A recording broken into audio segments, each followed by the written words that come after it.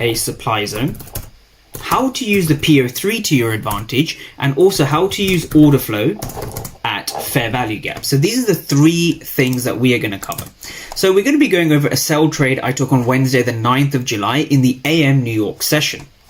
So this is the 15-minute time frame on ES or the S&P 500. So how am I marking out this chart? So I always start off with basic market structure. So what we had is we had a structural low and we had a structural high. So this was the dealing range going into Wednesday. So I'm just going to replay price and I'm just going to go to Wednesday. So this was Wednesday.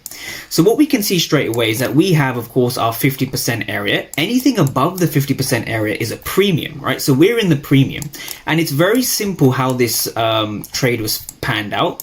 We have a 15-minute fair value gap, right? So this is my POI. It's very simple how I form this, right? So this is my POI, and I'm just going to label this in gray.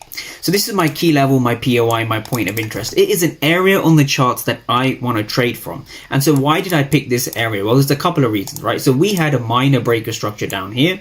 We broke structure over here.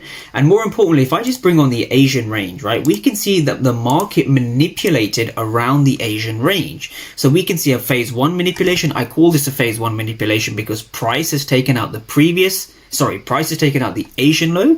And then of course here, price has taken out the Asian high. So what we're seeing is we're seeing a double phase manipulation. Price has taken out the Asian low, then the Asian high. So this is my point of interest. And it's really that simple, right? We have a breaker structure, we have a liquidity sweep, and we have a fair value gap. So I'm just going to mark this out. So what makes a point of interest, right? What makes a point of interest?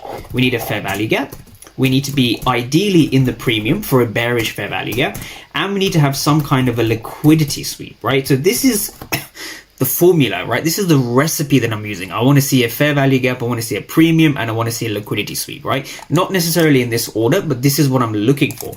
So when price does come into this POI, it's very interesting when we understand what was going on in price. So this was now Wednesday the 9th. This POI was formed on Monday. So I got a question today, do I keep my POIs on the charts? Absolutely, yes, I do. And the reason for that